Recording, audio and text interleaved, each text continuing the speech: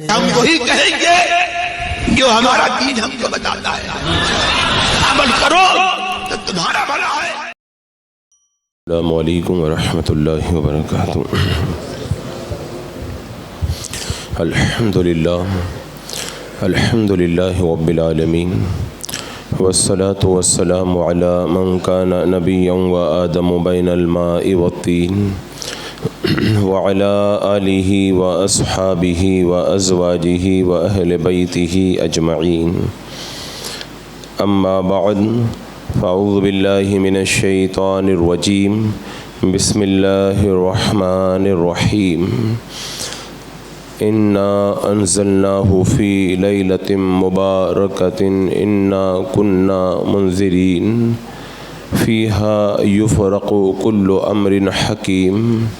صدق اللہ مولانا العظیم وصدق رسولہ النبی الامین المتین الکریم، ونحن علی ذلک لمن الشاہدین والشاکرین، والحمد للہ رب العالمین۔ حصول برکت کے لیے انتہائی عقیدت و محبت کے ساتھ حضور اکرم سید عالم محمد رسول اللہ صلی اللہ تعالیٰ علیہ وسلم کی پرنور بارگاہ میں درود و سلام کا ہدیہ پیش کر لیجیے۔ اللہم صلی علی سیدنا و شفیعنا و حبیبنا و مولانا محمد وبارک وسلم، صلاۃ و سلام علیک یا رسول اللہ صلی اللہ تعالیٰ علیہ وسلم۔ ماہ شعبان المعظم کی برکتوں سے ہم اور آپ مالا مال ہو رہے ہیں، اور یہ عظمت والا مہینہ اپنی تمام تر برکتوں اور رحمتوں کے ساتھ میں ہم پر سایہ فگن ہے۔ یہی وہ مقدس مہینہ ہے جس کے بارے میں میرے آقا صلی اللہ تعالیٰ علیہ وسلم نے ارشاد فرمایا، شعبان میرا مہینہ ہے، رمضان اللہ کا مہینہ ہے۔ اور حدیث پاک میں ہے حضور اکرم صلی اللہ تعالیٰ علیہ وسلم جتنا اہتمام اس مہینے کا فرمایا کرتے تھے اتنا اہتمام کسی اور مہینے کا نہیں کیا کرتے تھے، یعنی رمضان المبارک کے علاوہ بہت زیادہ کثرت سے عبادت کا اس مہینے کے اندر آقا کریم صلی اللہ تعالیٰ علیہ وسلم اہتمام فرمایا کرتے تھے۔ اور صوفیاء کرام نے کہا ہے کہ رمضان المبارک کے مہینے میں جو رحمت کی بارش ہوتی ہے، اس رحمت کی بارش کے جو بادل ہیں، جو موسم بنتا ہے، وہ اسی مہینے شعبان کے مہینے میں موسم بنتا ہے۔ اگر کوئی یہ چاہتا ہے کہ ماہ رمضان کے اندر میرے اوپر خوب رحمتیں نازل ہوں، رحمتوں کی بارشیں اتریں، تو اس کے لیے ضروری ہے کہ وہ شعبان کے مہینے میں رحمتوں کی بارش کا موسم بنائے، اپنے آپ کو نیک بنائے، پرہیزگار بنائے، متقی بنائے، پارسا بنائے، عابد و زاہد بنائے، کثرت سے عبادت کرے، کیونکہ جب اس مہینے کے اندر رحمتوں کی بارش کے لیے موسم بنے گا تبھی جا کر کے ماہ رمضان المبارک کے اندر رحمتوں کی بارشیں نازل ہوں گی۔ اور پھر آنے والا منگل کا دن 14 شعبان المعظم کا مقدس دن ہے، جو دن گزار کر کے رات میں آنے والی رات شب براءت ہے، اور پھر اگلا دن 15 شعبان المعظم کا مقدس دن ہے۔ اب چونکہ جو حضرات کچھ معلومات رکھتے ہیں وہ اپنے طور پر شب برات سے پہلے اور بعد کے دن کو گزارنے کی کوشش کرتے ہیں، لیکن جنہیں دینی معلومات پورے طور پر نہیں رہتی ہے وہ پریشان رہتے ہیں کہ کیسے ہم لوگ شب برات منائیں، شب برات کو کیسے گزاریں، کیسے اس رات کے اندر عبادت کریں۔ تو میں چاہوں گا کہ آج کی اس محفل کے اندر شب برات کا استقبال کیسے کیا جائے، اور پھر شب برات کو کیسے گزارا جائے، اور آنے والے دن کے لیے کیا اہتمام کیا جائے، اس حوالے سے کچھ باتیں آپ کے سامنے رکھوں، تاکہ اسی کی روشنی کے اندر آپ اپنا پورا شیڈول بنائیں اور اسی اعتبار سے اپنے پورے دن اور رات کو آپ حضرات گزارنے کی کوشش کریں۔ سب سے پہلے آنے والا منگل کا دن جو 14 شعبان المعظم کا دن ہے، اس دن کے اندر پہلے آپ حضرات روزہ رکھیں، کیونکہ حضور اکرم صلی اللہ تعالیٰ علیہ وسلم رمضان المبارک کے علاوہ سب سے زیادہ روزہ ماہ شعبان المعظم کے اندر رکھا کرتے تھے۔ کسی نے پوچھا کہ یا رسول اللہ صلی اللہ تعالیٰ علیہ وسلم، آپ شعبان المعظم کے مہینے میں اس قدر کثرت کے ساتھ میں روزہ کیوں رکھتے ہیں؟ تو آقا کریم صلی اللہ تعالیٰ علیہ وسلم نے ارشاد فرمایا کہ میں اس بات کو پسند پسند کرتا ہوں کہ میرا عمل رب کی بارگاہ کے اندر اس حال میں پیش ہو کہ میں روزے کی حالت میں رہوں. اور چونکہ شعبان المعظم کی جو رات آتی ہے 15ویں شب، اس رات کے اندر بندوں کے اعمال اللہ کی بارگاہ کے اندر پیش ہوا کرتے ہیں، تو آپ منگل کا جو 14 شعبان کا دن ہے آنے والا، اسی دن کے اندر روزہ رکھیں تاکہ شب برات کا جب آغاز ہو اور آپ کا عمل رب کی بارگاہ میں جب پیش ہو تو آپ روزے کی حالت میں رہیں. اور حدیث پاک میں ہے جو بندہ شعبان المعظم کا ایک روزہ رکھتا ہے، اللہ تبارک و تعالیٰ اسے جہنم سے نجات عطا فرما دیتا ہے.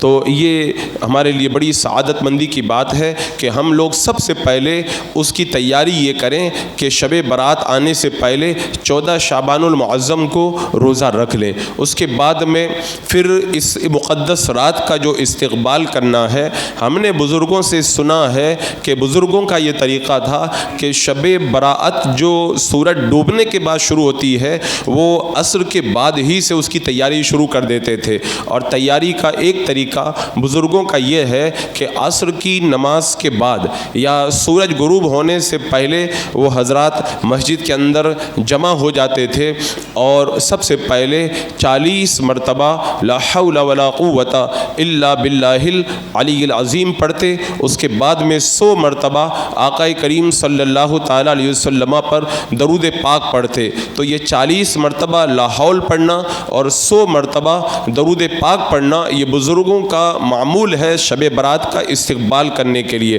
اور فرمایا گیا جو بندہ عصر کے وقت میں شب برات کی آمد سے پہلے اس وظیفے کو پڑھ لے گا، اللہ تبارک و تعالیٰ پورے سال اس کو مصیبتوں اور پریشانیوں سے محفوظ و مامون فرما دے گا. تو آپ حضرات بھی شعبان المعظم کی اس مقدس رات کا استقبال عصر کے بعد ہی سے شروع کر دیں. اچھی طریقے سے تیار ہو کر کے آئیں اور اپنی ضروریات سے فارغ ہو کر کے اتنی دیر پہلے، مغرب سے اتنی دیر پہلے مسجد میں آ جائیں کہ 40 مرتبہ لا حول شریف پڑھ سکیں اور 100 مرتبہ درود پاک پڑھ سکیں. اور میں اس کے اندر اتنا اضافہ اور کرنے کے لیے کہوں گا کہ اگر ہو سکے تو 40 مرتبہ یا 70 مرتبہ استغفر اللہ ربی من کل ذنب و اتوب الیہ بھی پڑھ لیں، کیونکہ شب برات کے اندر جب ہمارے اعمال رب کی بارگاہ میں پیش ہوں گے تو ہم شب برات کے آنے سے پہلے ہی جب اللہ کی بارگاہ میں توبہ کر لیں گے تو ہمارا نامہ اعمال رب کی بارگاہ میں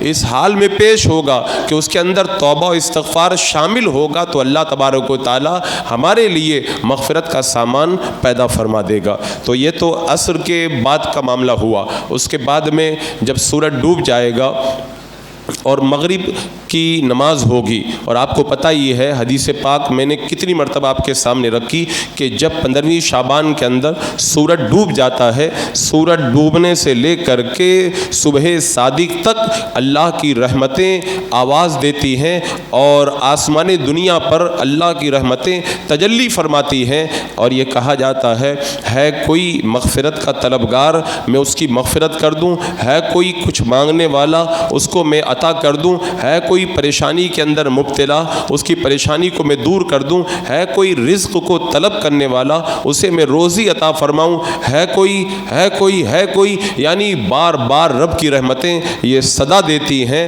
تو جیسے ہی منگل کے دن مغرب کی نماز یعنی جب سورج ڈوب جائے تو اسی وقت سے اللہ کی رحمتیں جب اترنا شروع ہو جائیں گی. اور حدیث پاک میں آیا کہ اس دن اللہ تبارک و تعالیٰ آسمان دنیا پر تجلی فرماتا ہے اور اس رات کے اندر عرب کے مشہور قبیلہ بنی بکر کی بکریوں کے بالوں کے برابر گنہگاروں کو جہنم سے نجات عطا فرماتا ہے اور اتنے گنہگاروں کے اللہ تعالیٰ مغفرت فرماتا ہے. تو آپ حضرات مغرب کی نماز کے اندر آئیں اور مغرب کی نماز، اچھا ایک بات اس سے پہلے میں اور بھی عرض کر دوں، اگر آپ حضرات شب برات کا استقبال کرنا چاہتے ہیں تو آپ کو اپنے ذہن کے اندر یہ بات رکھنا ہوگا کہ حدیث پاک کے اندر کچھ ایسے لوگوں کا ذکر ہے جو شب براءت کی اتنی اترنے والی برکتوں کے باوجود بھی محروم رہ جاتے ہیں. لہذا اگر آپ حضرات ان روزوں کو رکھنا چاہیں، وظائف کو ادا کرنا چاہیں، تو اس سے پہلے اس بات کا خیال رکھیں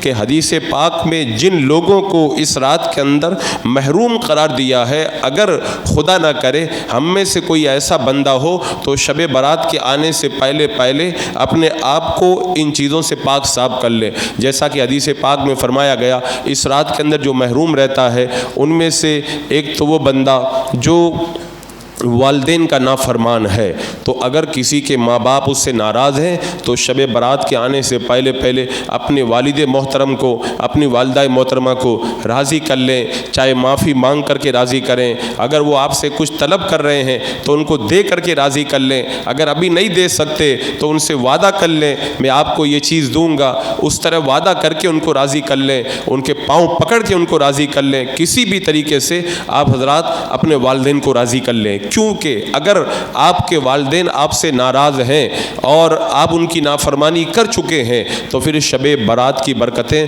آپ کو میسر نہیں آئیں گی۔ دوسرے نمبر پر معاذ اللہ اگر کوئی سود کی لعنت میں گرفتار ہے اور اس بلا میں گرفتار ہے، وہ سود کھانے سے توبہ کر لے تاکہ اس رات کی برکتوں سے مالا مال ہو، کیونکہ سود کا ایک پیسہ کھانا یہ 36 مرتبہ زنا کرنے سے بھی زیادہ سخت برا ہے، تو اس گناہ سے بھی پہلے توبہ کر لے۔ اگر معاذ اللہ کوئی شرابی ہے تو شراب سے توبہ کر لے، کیونکہ جو بندہ شراب پیتا ہے 40 دن تک اس کی نماز قبول نہیں ہوتی ہے، اس گناہ سے بھی توبہ کر لے۔ اگر کوئی کینہ پرور ہے، مسلمانوں سے حسد رکھتا ہے، دل میں کینہ رکھتا ہے، تو شب برات کے آنے سے پہلے کینہ پروری سے بھی توبہ کر لے۔ میرے آقا علیہ السلام نے فرمایا صبح اس حال میں کرو کہ تمہارے دل کے اندر کسی مسلمان کے بارے میں کینہ نہ ہو، کیونکہ جو کینہ رکھتا ہے اس رات کی برکتوں سے محروم رہتا ہے۔ اور اگر کسی کے رشتہ دار بہن بھائی چچا پھوپھی خالہ جو بھی ناراض ہیں ان کو بھی راضی کر لیں، ورنہ پھر اس رات کی برکتیں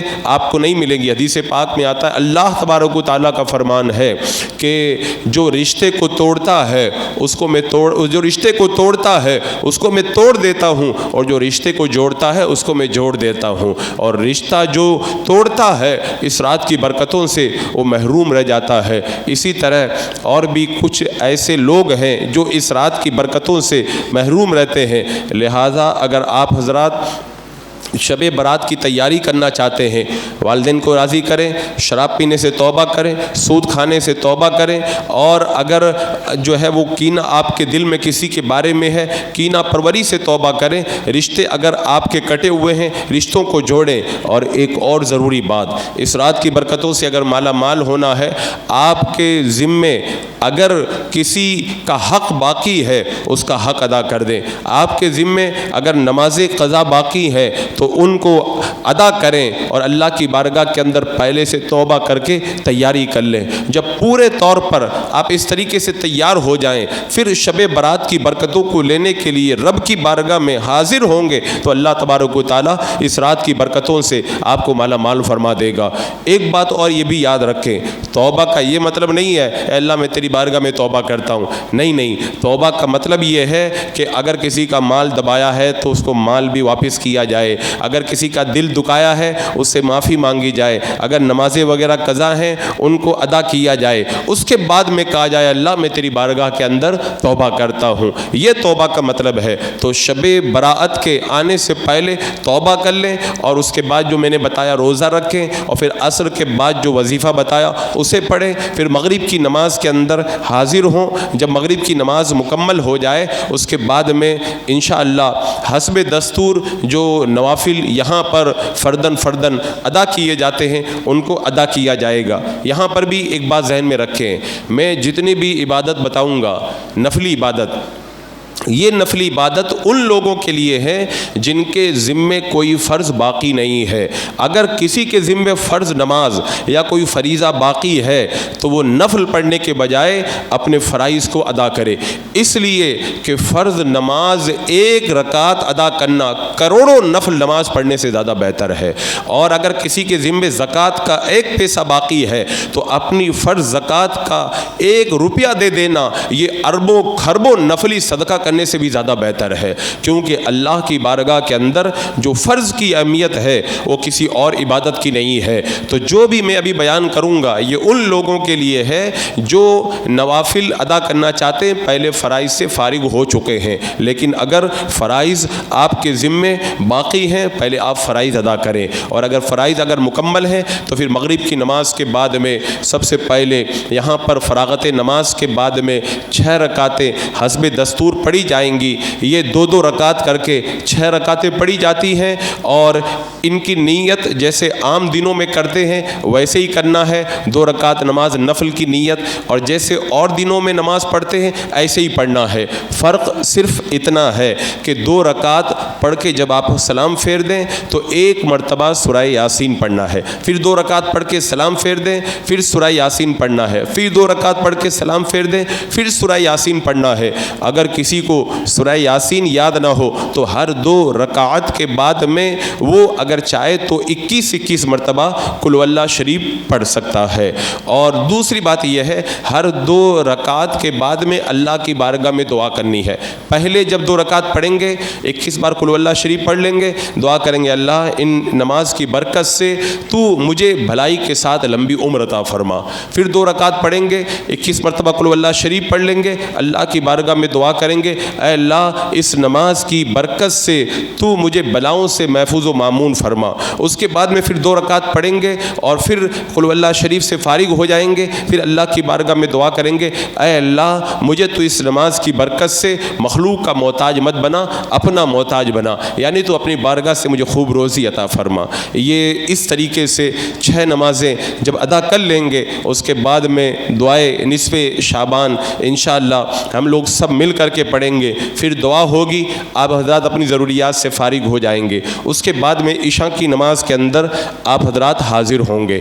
اب یہاں سے آپ کو شب بیداری کرنی ہے. حدیث پاک میں آتا ہے جو بندہ 4 راتوں کے اندر جاگ کر کے عبادت کرتا ہے اللہ تبارک و تعالیٰ کی رحمتوں سے مالا مال ہو جاتا ہے. اس میں سے عید کی رات, بقرعید کی راتیں اور شب برات. اور ایک حدیث پاک میں آیا جو بندہ 5 راتوں میں عبادت کرتا ہے وہ اللہ تبارک و تعالیٰ اس کے دل کو زندہ کر دے گا جس دن اور لوگوں کے دل مردہ ہوں گے. ایک عرفہ کی رات, ایک شب برات اور ایک عید کی رات اور بقرعید کی راتیں. اور ایک حدیث پاک میں ہے آقا کریم صلی اللہ تعالیٰ علیہ وسلم نے ارشاد فرمایا کہ ان راتوں کے اندر بندہ جو عبادت کرتا ہے تو ان راتوں کے اندر حدیث پاک کا مفہوم ہے کہ عبادتوں کا ثواب بڑھا دیا جاتا ہے. اب یہ مسئلہ ہے کہ اس رات کے اندر ہم کیسے جاگیں, کیسے عبادت کریں. 9 بجے نماز ختم ہو جاتی ہے اور صبح جو ہے وہ 6 بجے اذان ہوتی ہے, یہ 9 گھنٹے کا ٹائم ہے. اب جو آدمی جانتا ہے نہیں پریشان ہوتا ہے 9 گھنٹہ میں کیسے گزاروں.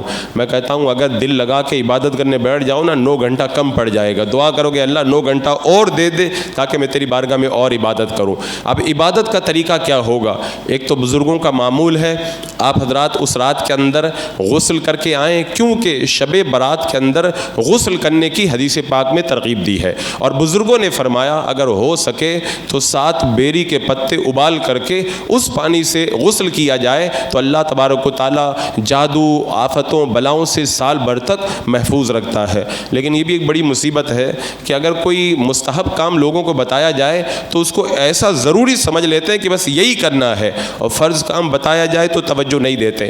یہ کریں تو اچھی بات ہے لیکن کرنا کوئی فرض اور واجب اور لازم ضروری نہیں ہے. تو سب سے پہلے آپ حضرات اس رات کی برکتوں کو حاصل کرنے کے لیے غسل کریں, اور سکے تو بیری کے پتوں سے غسل سے فراغت پائیں. اب اس کے بعد میں جب نماز ہوگی, نماز کے بعد میں مختصر سا پروگرام رہے گا جس میں انشاءاللہ اللہ تبارک و تعالیٰ کی محبت بڑھانے کے لیے کچھ باتیں بیان کی جائیں گی. اس کے اندر آپ حضرات شرکت کریں. اب پھر 10 بجے سے لے کے صبح میں جو ہے وہ 6 بجے تک آپ کے پاس میں 8 گھنٹے کا ٹائم ہے. یہ 8 گھنٹہ آپ کیسے گزاریں گے میں مختصر طور پر اس کا ایک شیڈول بتا دیتا ہوں تاکہ آپ لوگوں کو اسی طرح سے شب بیداری کرنے کے اندر آسانی رہے. تو اس رات کی عبادت کو آپ حضرات 5 حصوں میں تقسیم کر لیں.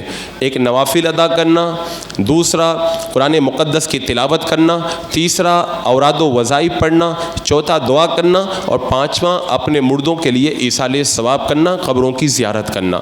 اب یہ 5 کام ہمیں کیسے ادا کرنے ہیں آئیے میں جو ہے وہ ترتیب کے ساتھ اسے بتاتا ہوں. سب سے پہلے نوافل, کیونکہ عبادتوں میں سب سے اہم عبادت ہے نماز، اس کے بعد میں سب سے اہم عبادت ہے یہ قرآن مقدس کی تلاوت، اس کے بعد میں جو دوسرے وظائف ہیں ان کی فضیلت ہے۔ اور یہ جو ترتیب ہے، یہ ترتیب میں اس لیے بتا رہا ہوں، صوفیاء کرام فرماتے ہیں نماز پڑھنا سب سے مشکل کام ہے، اس کے بعد میں تلاوت کرنا مشکل ہے، اس کے بعد میں ذکر کرنا مشکل ہے۔ تو جب آپ نماز کے بعد میں بالکل فریش رہیں گے تو سب سے پہلے شروعات کریں مشکل کام سے، تاکہ آپ کو مشکل کام کرنے میں آسانی رہے۔ تو سب سے پہلے اگر فرائض آپ کے ذمہ باقی نہیں ہے تو نفل نماز ادا کریں۔ اب نفل نماز کیسے پڑھیں؟ ایک نفل نماز تو ایسی ہے کہ اگر آپ اس کو پڑھنا شروع کر دیں گے ویسے ہی فجر کی اذان ہو جائے گی۔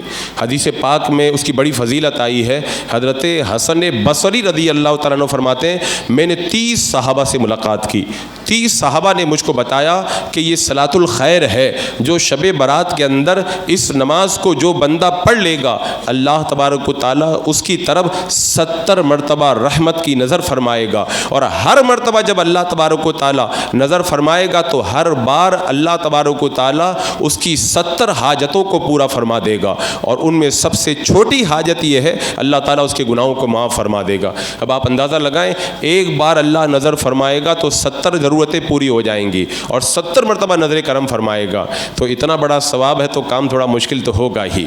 یہ 100 رکعت آپ کو پڑھنی ہے، 2 رکعت کر کے، جیسے اور دنوں میں پڑھتے ہیں ویسے ہی پڑھنی ہے۔ فرق صرف اتنا ہے کہ ہر رکعت کے اندر الحمد شریف کے بعد میں 10 مرتبہ قل هو اللہ شریف پڑھنا ہے۔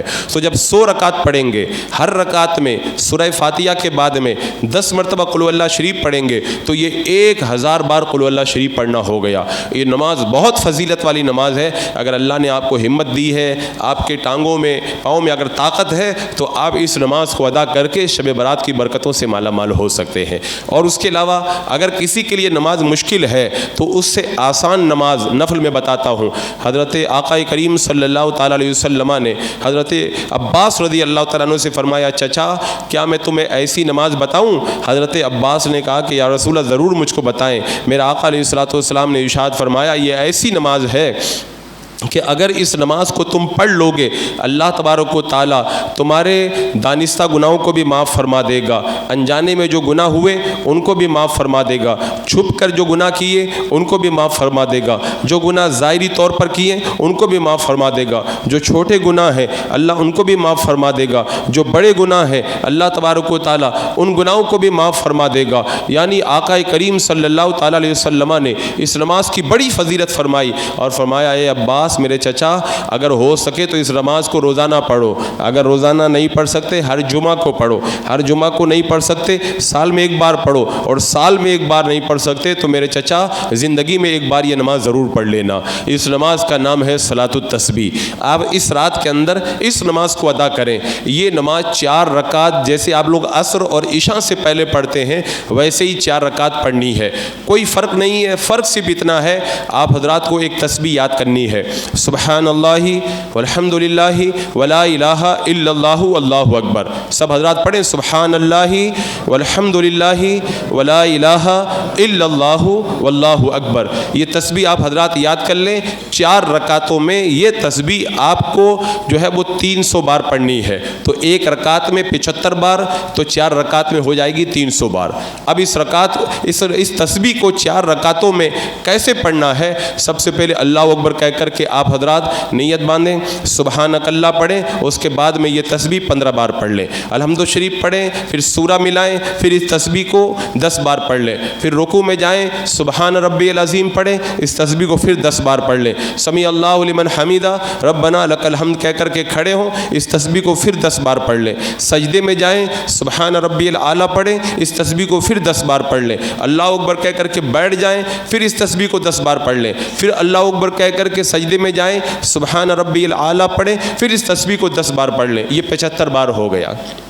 دوسری رکعت اسی طرح، تیسری، چوتھی، اس طرح 4 رکعت آپ پڑھیں گے، یہ تسبیح 4 رکعتوں میں مکمل 300 بار ادا ہو جائے گی۔ تو یہ نماز نفل آپ حضرات ادا کریں۔ اب اس کے بعد میں جب آپ حضرات نفل نماز پڑھنے سے تھک جائیں اس کے بعد میں قرآن مقدس کھول کر کے بیٹھ جائیں، قرآن پاک کی تلاوت کریں۔ اب تلاوت کے اندر آپ چاہیں تو ترتیب سے قرآن مقدس پڑھیں، اس لیے کہ قرآن کی تلاوت ایک ایسی عبادت ہے کہ کوئی بھی عبادت اس کے برابر نہیں ہو سکتی۔ فرمایا کہ اگر دل کو زنگ لگ جائے، بندہ قرآن کی تلاوت کرے، اللہ تبارک و تعالیٰ تلاوت کی برکت سے اس کے دل کے میل کو دور فرما دیا کرتا ہے۔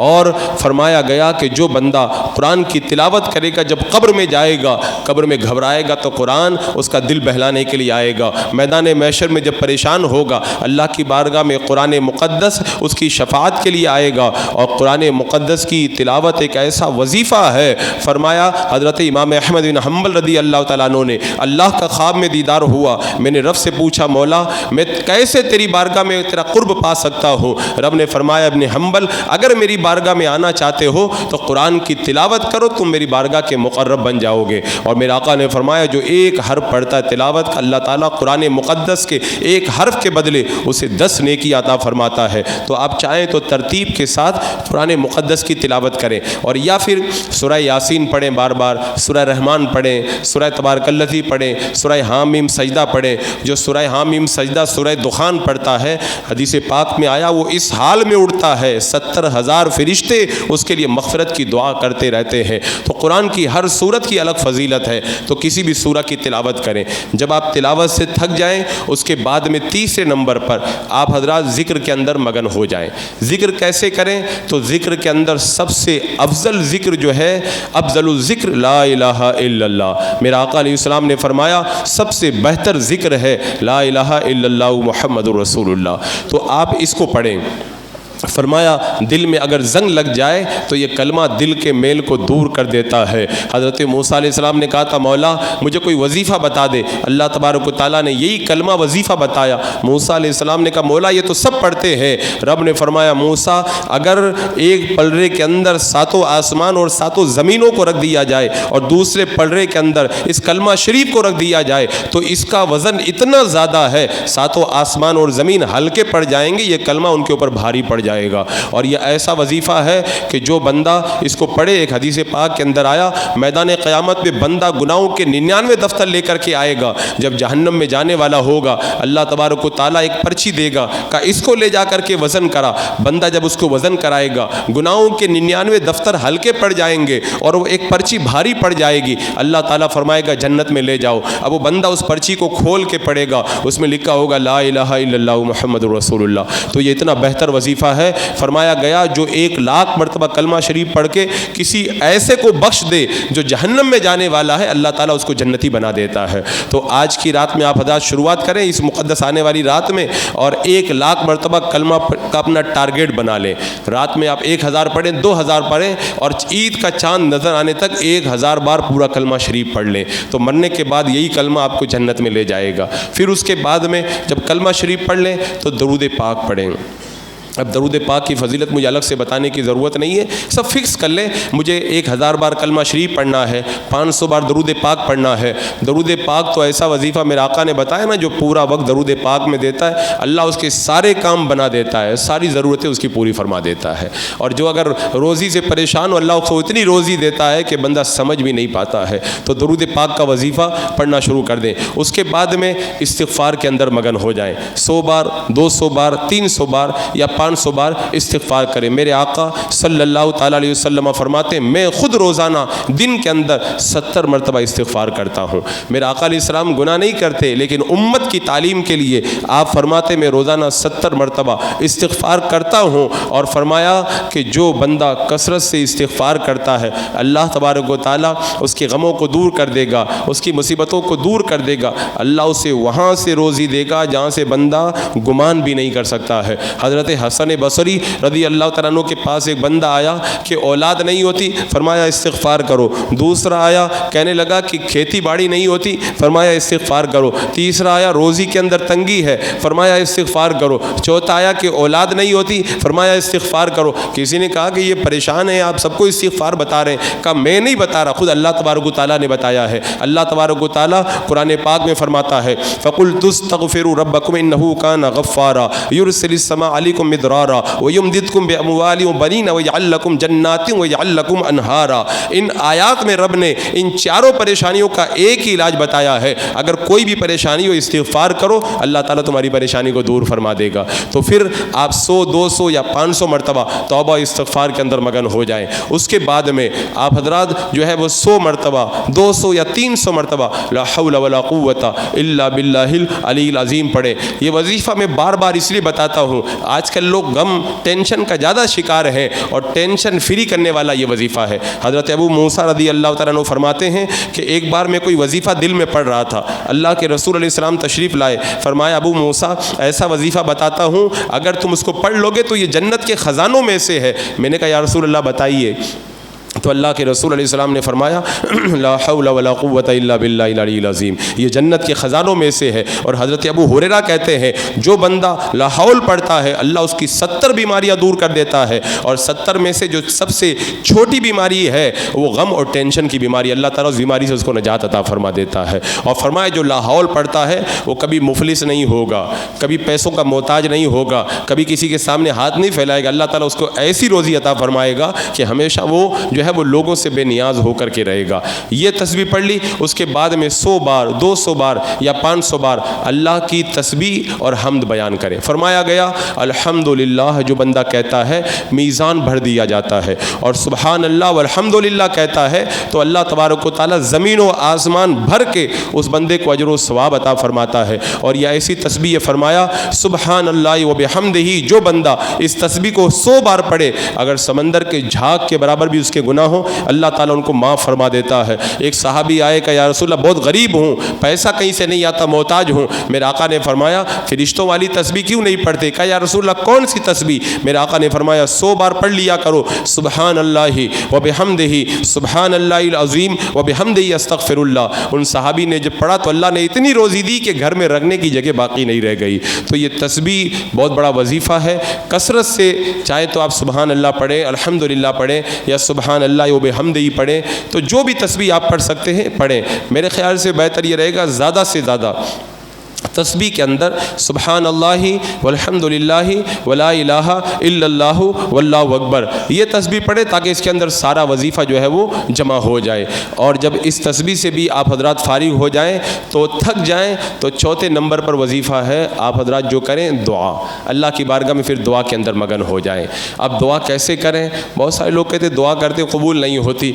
दुआ की जो शर्तें हैं, जो आदाब हैं, जो तरीक़ा है, उसके मुताबिक आप दुआ करेंगे। हदीस पाक में आता है 5 रातों में अल्लाह ताला दुआ कबूल फरमाता है। उन्हीं में से एक शबे बरात है। शबे बरात के अंदर जो दुआ की जाती है अल्लाह रद्द नहीं फरमाता, और अल्लाह ताला खुद फरमाता उदूनी अस्तजिब लकुम, मुझसे दुआ करो मैं तुम्हारी दुआ कबूल करूँगा। जब वो खुद ही खालिक फरमा रहा है मांगो, तो फिर कैसे हो सकता है कि वो मांगने का हुक्म भी दे और बंदा मांगे अल्लाह ताला उसको न दे? ऐसा नहीं हो सकता है। बस तरीका होना चाहिए, यानी रोज़ी पाक होना चाहिए, फ़राइज़ को अदा करे, गुनाहों से तौबा कर ले, उसके बाद में बावुज़ू हो, अच्छे कपड़े पहने, बदन पे खुशबू लगाए और मस्जिद के अंदर हाजिर हो, खाना काबा की तरफ मुंह कर ले, 2 जानू जैसे अत्तहियात में बैठते हैं ऐसे बैठ जाए, अपने दोनों हाथों को उठा ले, या तो दोनों हाथों को वह जो अपने सीने के बराबर रखे, और या फिर अपने कंधों के बराबर रखे, और या फिर सर के बराबर उठा करके ऊपर करे, और हाथ फैले हुए हों, दोनों हाथों के दरमियान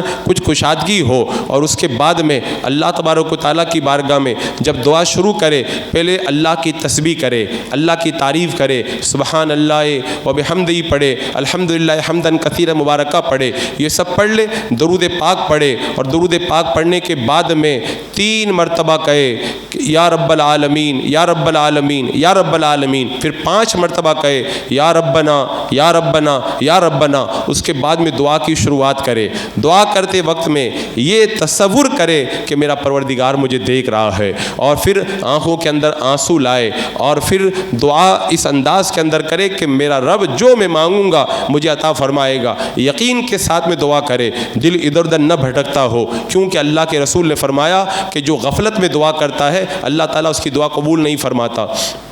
تو دل کو حاضر رکھے اور یہ تصور کرے آج میں خالق کی بارگاہ کے اندر بھیک مانگنے کے لیے حاضر ہوا ہوں. اگر رونا نہ آئے تو رونے جیسی صورت بنا لے, دعا آہستہ کرے اور دعا کرتے وقت میں بار بار مانگے. ایسا نہیں کہ ایک بار مانگ کے خاموش ہو جائے, بار بار رب کی بارگاہ میں مانگتا رہے. اور پھر اللہ کی بارگاہ کے اندر جب مانگے دعا کرے, اپنے گناہوں کا تصور کر کے شرمندہ ہو اور کہے اللہ میں گنہگار ہوں, تو میرے گناہوں کو معاف کر دے, میری دعاؤں کو قبول فرما لے. شرمندگی کے ساتھ میں دعا مانگے اور دعا کے وقت میں جو ہے وہ پورے طور کے اوپر اس کی ساری توجہ جو ہے وہ اپنے خالق و مالک کی طرف ہونی چاہیے.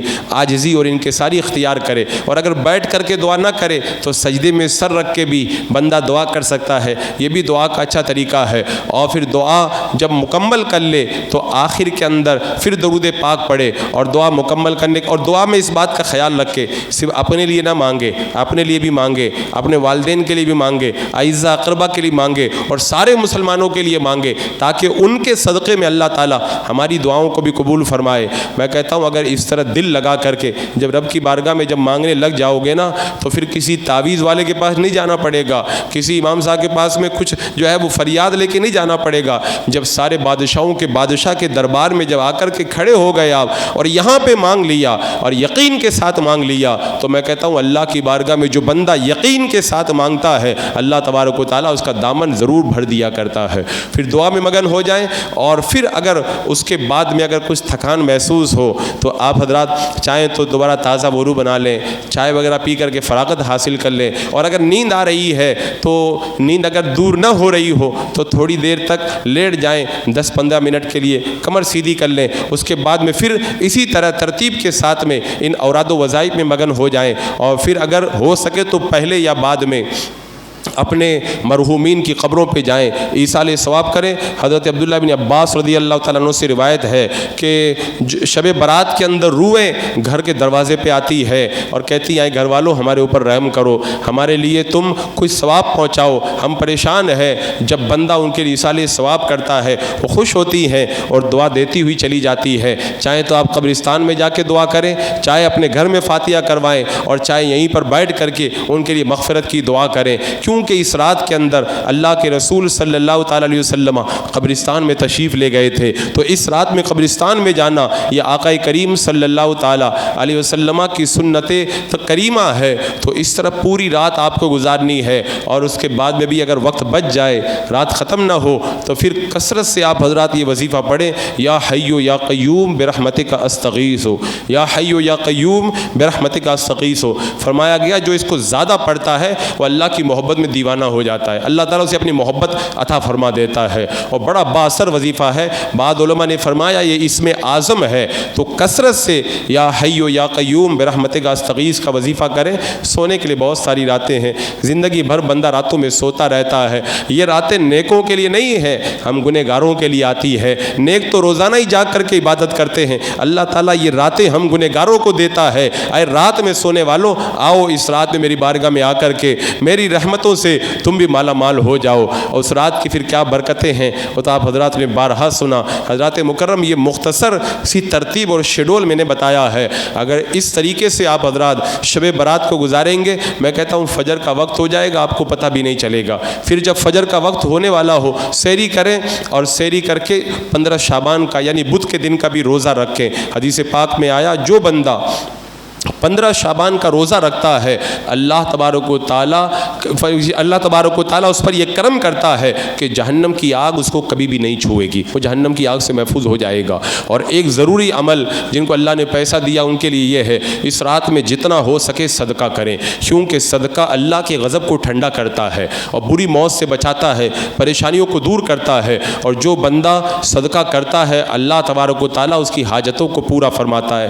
صدقہ کریں یعنی چاہیں تو آپ غریب و فقیروں کے اندر دیں, اپنے رشتہ داروں میں جو پریشان حال ہیں ان کی مدد کریں, یا جن کی بھی آپ مدد کر سکتے ہیں اس رات میں کثرت سے آپ حضرات مدد کریں. انشاءاللہ جاگنے سے بھی زیادہ اللہ تبارک و تعالیٰ اس صدقے کی وجہ سے آپ کو اجر و ثواب عطا فرمائے گا. یہ مختصر سے وقت میں نے تھوڑا سا شیڈول بتایا, انشاءاللہ باقی باتیں اس مقدس رات کے اندر ہوں گی. اللہ تبارک و تعالیٰ اس آنے والی رات کی برکتوں سے ہمیں اور آپ کو مالا مال فرمائے.